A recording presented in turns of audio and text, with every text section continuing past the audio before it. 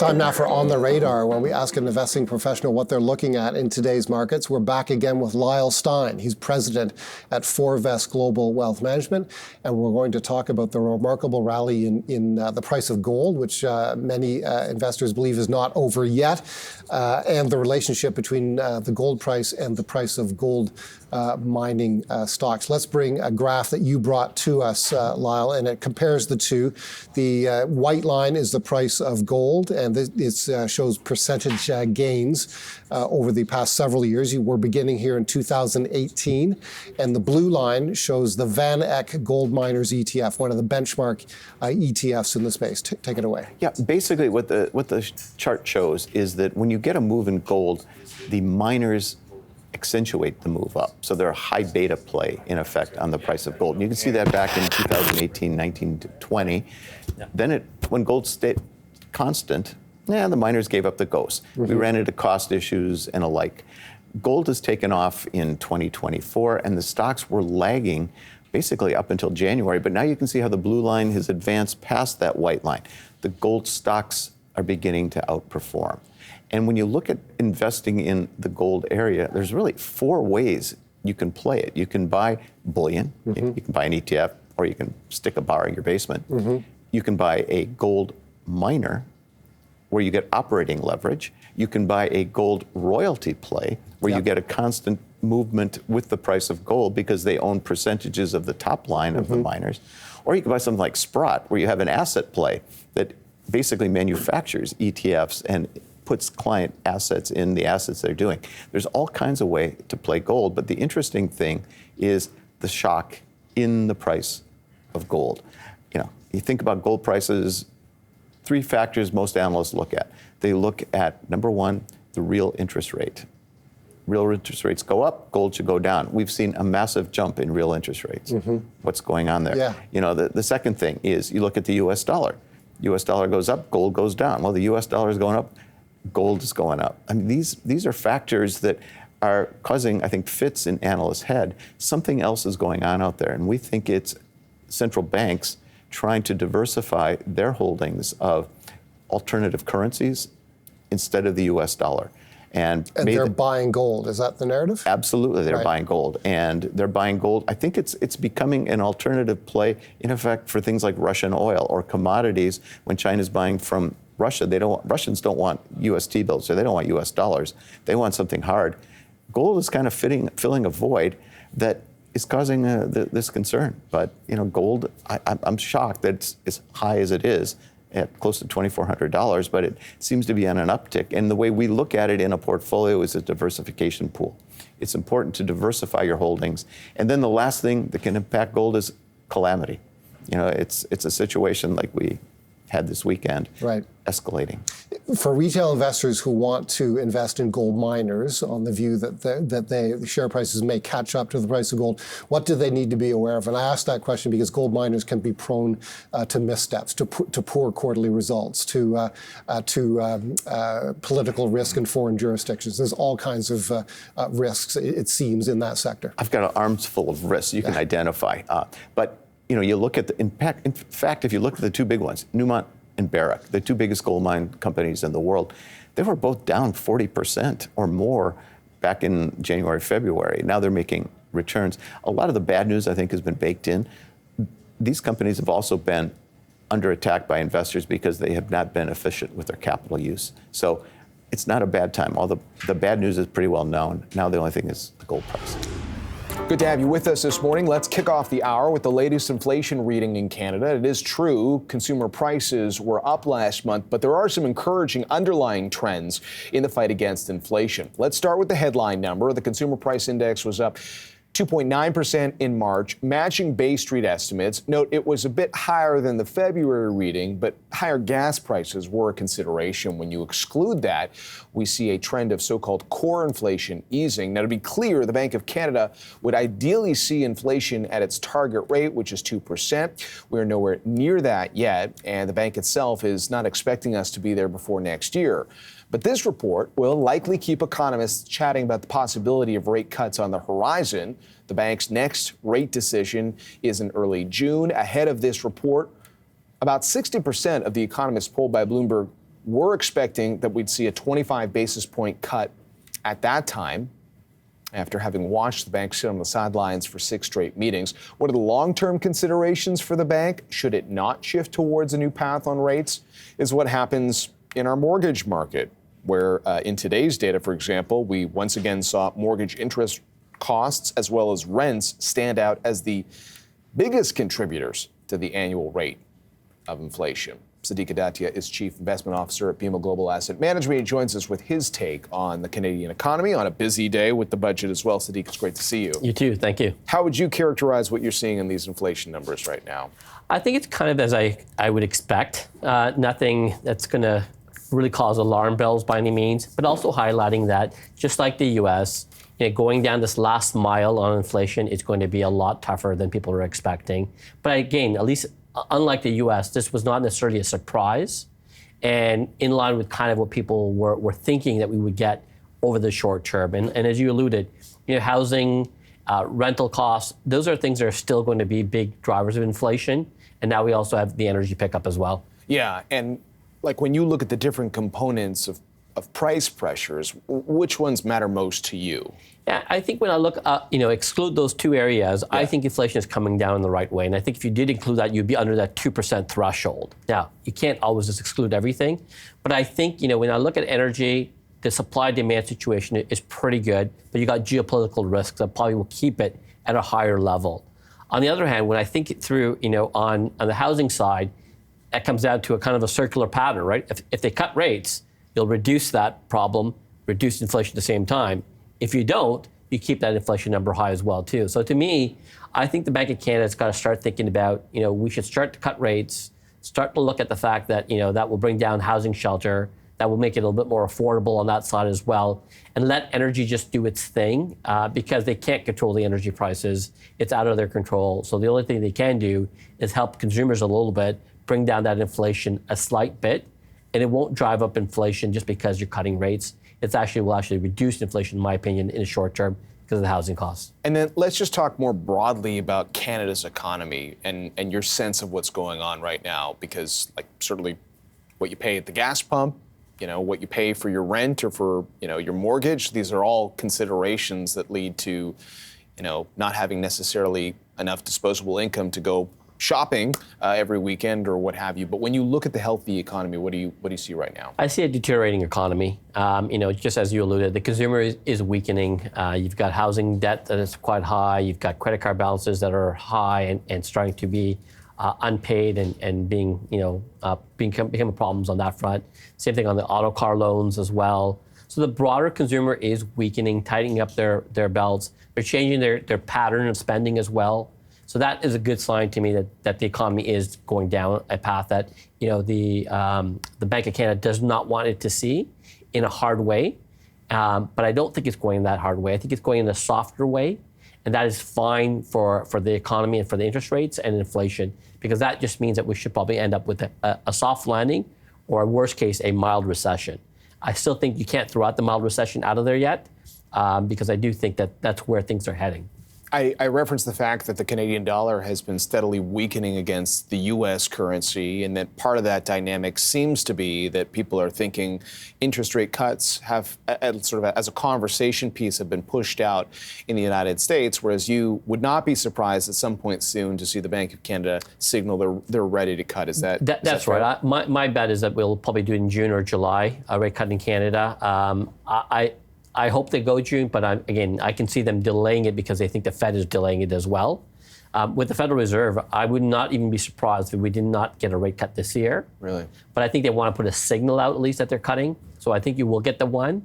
But I think 1 to 2 is where we expect the Fed to be at, and maybe 2 to 3 in Canada. I do want to talk about how all of this impacts the markets. You've got plenty of strategy ideas, which we're going to get to coming up. But the other big thing today is we've got a federal budget where, we talk about the outlook for the economy and where, spending needs might be greatest. From a Bay Street perspective, what are you curious to see with the budget? Yeah, I mean, like most things, you want to see money spent on infrastructure and jobs. You're definitely going to hear something about on the housing front as well. So all those things are important. You need to have the consumer spending, and you need the consumer to have more jobs out there still. I mean, we've had a great employment picture, but you are seeing softening there as well. So that's the kind of things I want to see.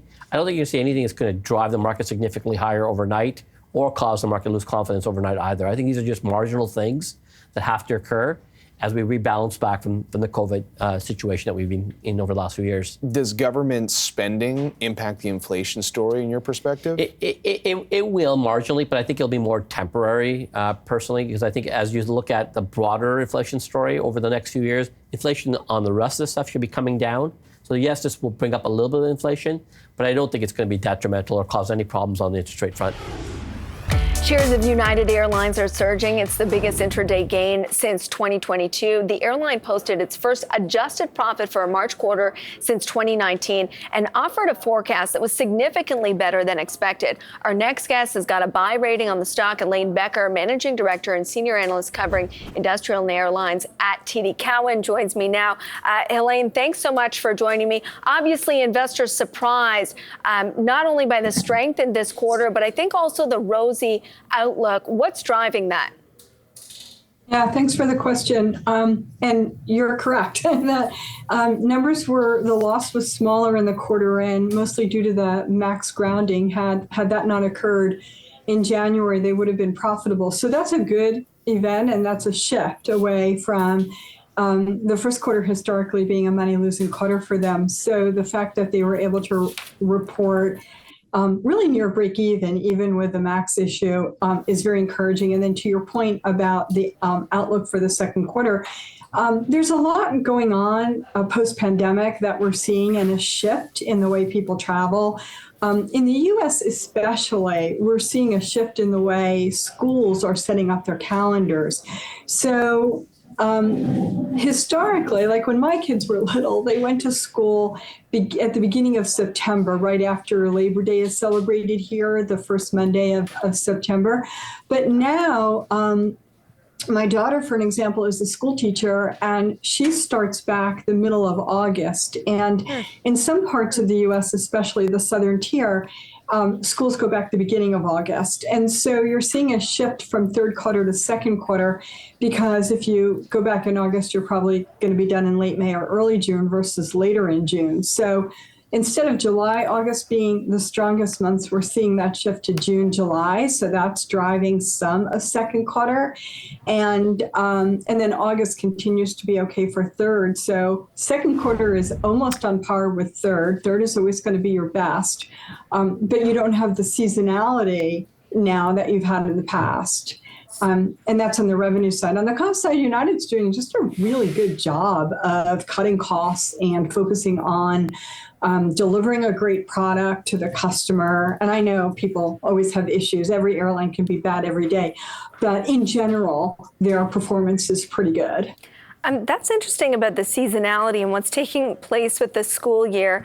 So it makes me question, should we really be getting that enthusiastic about the forecast, especially in the context of the full year forecast was not increased? Yeah. Right, exactly. So when you think about it, to your exact point, you take some money out of third quarter and put it into second. And so that's, but that keeps the full year the same. The other thing, too, I'll mention is we're just in April, and I know the year feels like it's going by pretty speedily, but I feel like it's too soon to raise full year guidance, especially because the next few months, like right now, mid-March to mid-May is when people plan their summer vacations. And so bookings look very good. Pricing looks like it's holding up. We're hearing that from other airlines. We're hearing that, from Air Canada and others. So I think the way to think about it is and then of course, fuel is volatile, right? Fuel is almost unforecastable because it responds to geopolitical issues a lot of times. So I think, to your point, having a $9 to $11 forecast this early in the year still, I think is okay. And obviously they can raise the forecast. I think they're trying to adopt a more beat and raise approach than an aspirational approach. Let's talk about the Boeing effect. It has been a significant knock to certain airlines like a Southwest, but it does have another side to the coin in that it reduces capacity. Fewer flights mean there's scarcity out there. The airlines can possibly charge more, fill up their planes to capacity. How does that Boeing story, the delay of jets, affect a United Airlines? Yeah, that's a good question. Knowing I don't cover Boeing, I just cover the airline side. With respect to United specifically, they've taken the MAX 10s out of their schedule because they were supposed to get that aircraft and they were supposed to start delivering this year. And the way to think about this, so in the U.S., United and Southwest are the two most affected by Boeing delivery delays. Number one. Number two, United has asked some of their pilots to consider taking unpaid leave in May. They suspended hiring. They've got some classes in pilot hiring classes in place now, and those will continue. But when you think you're getting 100 aircraft and you only get 60 aircraft, and that's what they think now, right? A few months ago, they thought they were getting 100. Now they think they're getting 60, and there's no guarantee that those are coming. You have to hire in advance of those aircraft deliveries because not every one of those deliveries is a replacement. Some are for growth, so you have to hire. And it's about 14 or 16 for a narrow body aircraft, which is mostly what we're talking about here, 14 to 16 pilots per plane. So if you're taking 100 aircraft, you're hiring something around, at the midpoint, 1,500 pilots. But if you have to hire them first and then the planes come in. And if you don't know when your planes are coming in, you're carrying extra workforce. And so in order to mitigate that cost, they've moved to delaying the startup of some new classes. They've moved to ask pilots to take some unpaid leave. And then later in the year, that will sort out and the deliveries will catch up to who's there now. And then hopefully, as we get further and further into this decade, although we're like mid-decade now, aren't we?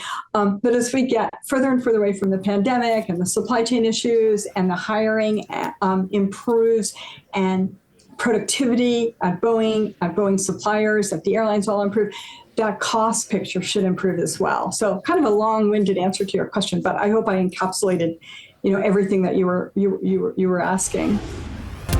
April hasn't been great for the markets, and our guest is not holding her breath for a swift recovery. But she says this is more akin to a pullback after the really strong start to the year. We're joined now by Rebecca Telcher, portfolio manager at New Haven Asset Management. Not a clear pattern in the markets today, but April has not been great. Hasn't been great, but it's also after, the beginning of the year started off really strong. And also last year as well was a very strong year. So, the likeliness that we're going to continue to see the strength that we did see in 2023 and the first quarter of 2024 to continue throughout the rest of the year, I think is highly unlikely, especially considering some of the economic signs that we're seeing underlining. So, we're seeing the consumer to start to be a little bit weaker. We're seeing inflation numbers stronger than expected. Mm-hmm. So the expectation of a rate cut is getting slowly pushed back further and further away. All of these are signs of, the market maybe not accelerating as much as it has in the past. It's interesting, yeah. The stagflation was one word I saw today. I mean, that might be a bit drastic. We're not in a recession, but inflation is not going away. We're not in a recession. We are still seeing economic growth, but I think we're starting to see that slow down at least. And, the way I look at it is that it's impossible with the amount of rate increases that we saw in the past few years, it's impossible for that to not have an impact on the consumer. The consumer's been hit twice. So once with interest rates that have gone up, and that's going to impact Canadians more than the U.S. with regards to their resets of their mortgage, but also through higher prices and inflation with inflation numbers. So the costs that they're spending on day-to-day things are higher and higher. So I think it's just a matter of time before the consumer starts to slow down. We're starting to see that in some of the numbers that are posted with regards to consumer debt, savings rates, things like that. So all of these will, lead into GDP numbers that, often have a lag. Are there groups of stocks that you're avoiding right now, Rebecca? Well, right now we're avoiding the tech sector. I mean, not even right now, I would say in general. So one, it's not an area where there's a lot of dividend growth or dividends in general. And we also feel, especially now with this AI run, that valuations are very inflated and they're unsustainable right now. We think that, and we've seen it in the past with, Apple, for example, when a stock is priced to perfection, then when any kind of slight deviation to those expectations can have a huge swing in the stock market price. So, Apple disappointed with their, revenue growth in China, and the stock was down 8%. So, those are the types of volatility swings that we try to avoid for our clients. The sectors that we do focus on are right now, we feel that there's a lot of attractive valuations in utilities and telcos, a lot of the defensive sectors, and we're seeing yields right now that we haven't seen, not even in the 2000, like in the trough of 2009. So we're seeing 8 to 9% dividend yields in a lot of these sectors, and they're also very defensive stocks too that should perform well and outperform in any kind of market weakness. You mentioned telecom. What about BCE, the parent company of BNN Bloomberg? Obviously, the yield has ballooned out to about 9%. Absolutely. And it's funny because I think that dividend is really creating a floor, for that stock price. It really hasn't, the yield hasn't gone above, 9%. You kind of see like a floor there. But yeah, that's a name absolutely we're buying for our clients right now. We don't see a risk to that dividend cutting. They actually grew their dividend last year. And we think that the yield is a sign that the stock is very undervalued. What about TELUS? Would you be a buyer of TELUS? We're a buyer of TELUS as well. Yield is also above 6%. And, while we don't think the telcos are, growthy in terms of their growth outlook, we do think population growth in Canada, is still higher than it is in any of the other G7 countries, and we do think that they're beyond the hump of, the capex spend that they're doing for the next, that they've been working on for the past few years. So capex should come down, and we should start to see slow and steady growth. What we like about these names is that they have critical infrastructure that can't easily be replaced.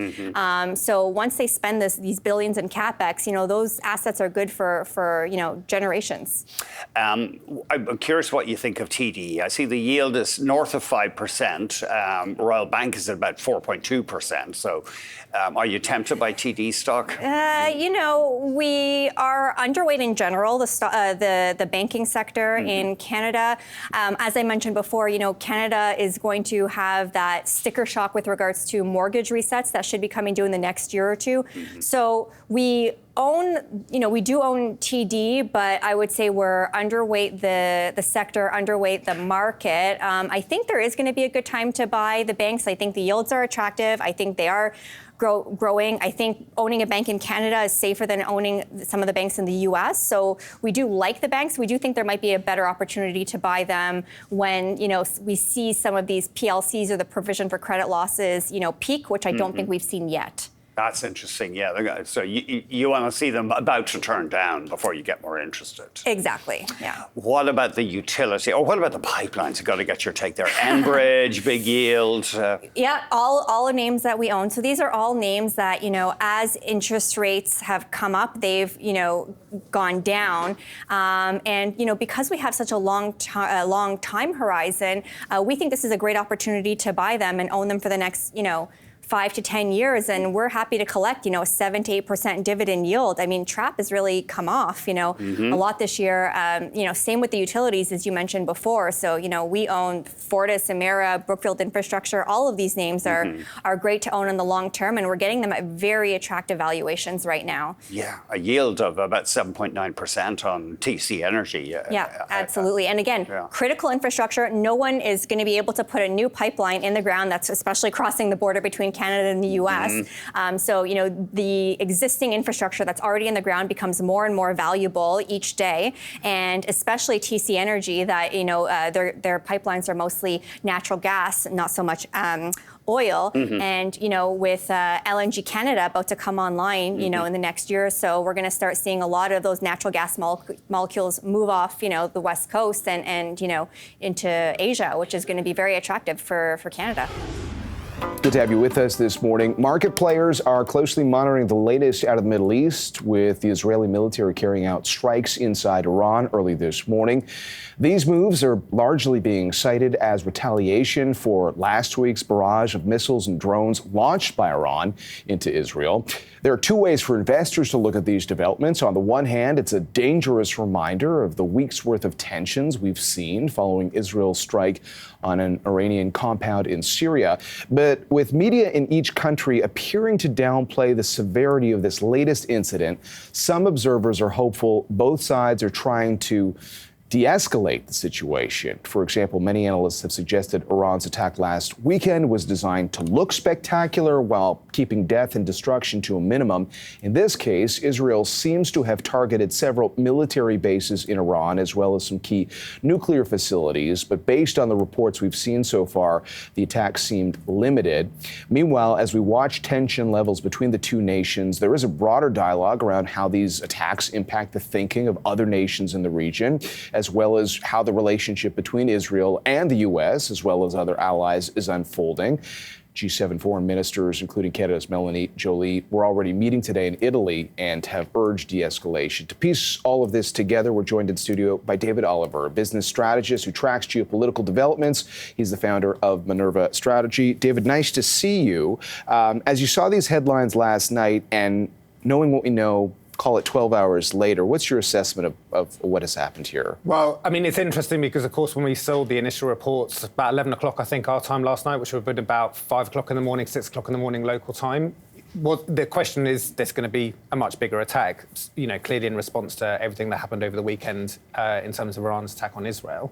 Wake up this morning and we see it looks very limited. Actually, we've got still very sketchy reports as to exactly what has been attacked. We understand these facilities in Isfahan, which includes a military base, but also nuclear facilities, which we believe weren't attacked. I think that's been confirmed by the IEA. But it seems very limited. We're talking about one missile, one ballistic missile, reports of maybe 3 drones, and both sides, as you said, really playing it down. So at the moment, it looks like a much more limited event. And obviously, we've seen the reaction in the markets, which particularly the oil market spiked initially, has now come back down. So I guess the G7 leaders that are meeting in Italy, as you referenced, are probably going to be feeling better about things now versus where they probably were about 7 or 8 hours ago. Well, let's try to piece together how all sides are thinking through this situation, just starting with both Israel and Iran. We mentioned weeks of tension. What do you think has been a consideration for both sides with this recent round of attacks? So, I mean, the wide analysis, obviously, after the Iranian attack was, which side do you believe? Iran, it was a big attack in terms of numbers, but then ultimately it was an attack that was entirely thwarted. And this developing analysis that kind of did Iran, was it signaling rather than meaning to cause real damage? Of course, some people say if you launch 300 projectiles at another country, that's still quite a risky move. On the Israeli side, it's all about the Israeli politics and the very fracturing coalition around Benjamin Netanyahu's cabinet. We've seen reports of Benny Gantz, for example, coming out this morning and saying quite derogatory comments about what's happened today versus how he's trying to hold that coalition together. And I think this is what the US are probably very nervous about, is what actually happens in terms of a wider response. Yeah. Let's talk a little bit about that part as well, in terms of, because you've seen a lot of headlines recently about a frayed relationship between Netanyahu and Joe Biden. But as the U.S. is observing this and trying to figure out where their place is in this whole back and forth, what do you think the latest view is? So I think as of this morning, the US messages after the attack last week was very clear. I think their message to Netanyahu was, take this as a win. And let's have some calm. I think Israel signalled, thanks very much, but we'll do what we want, thanks very much, and we'll respond how we choose to respond. If this is just the response, the US, I think, will be relatively, it seems an odd phrase to use, but will be relatively pleased. It's been a muted response if this is it. And I think that's going to be the main thing the US are looking for. The most sensitive point, I think we're all watching still, is what happens in Lebanon and what happens. There are attacks already going on between Israel and Hezbollah, but that's the next big flashpoint that I think everybody are worried about in terms of a bigger conflagration. So, yes, we've had these direct exchanges between Israel and Iran, which are unprecedented in some ways. But actually, I think still the biggest worry for an escalatory point is that point in the northern border in Israel and Lebanon. And for, let's say, Israel's allies who are observing nation-by-nation strategy in the Middle East right now, especially when we're talking about these latest attacks involving flyovers, with countries with the different missiles. What do we know about that part of the political story right now? Yeah, I mean, officially, of course, we understand that it was the UK, the US, the US, the UK, and other allied countries that responded to the Israeli attack. We also know that Saudi, UAE, and of course Jordan, whose airspace that a lot of these projectiles flew over, also took part, but unofficially and not confirming that. Jordan have since said anything that flies over airspace, we're going to shoot down, implying whether it's Israeli, Iranian, frankly, anybody else's. I think this is the nervousness around the Arab states. Essentially still comes back to, in some ways, the US view, which is trying to do anything to stop any further destabilization of the region. And I think that's what everybody is focused on at the moment. And then the real-time measurement of that can be the markets, perhaps the oil market, the most obvious place to go. And we did initially see a spike in crude prices overnight as people were adjusting to some of the headlines. But we were mentioning earlier oil prices tapering off this morning. You could add to that we've actually come off the recent peak because there's a view that there's less of a geopolitical premium because people sort of have perceived that risk as easing somewhat. What was your assessment? So oil spiked and came down because it spiked because, we were all asking last night, how big is this thing going to be? It then came down because we realised not as big as we might have been worried about 7 or 8 hours ago. The big question is going to be what happens now. I just saw Geeta Gopinath being interviewed by your colleagues in Washington. The IMF are very worried about oil getting anywhere near $100 a barrel because that's going to put huge inflationary pressures back in the economy. What would lead to $100 a barrel? In this case, further destabilization and particularly activity around the Strait of Hormuz, which is where 1/5 of the world's oil goes through.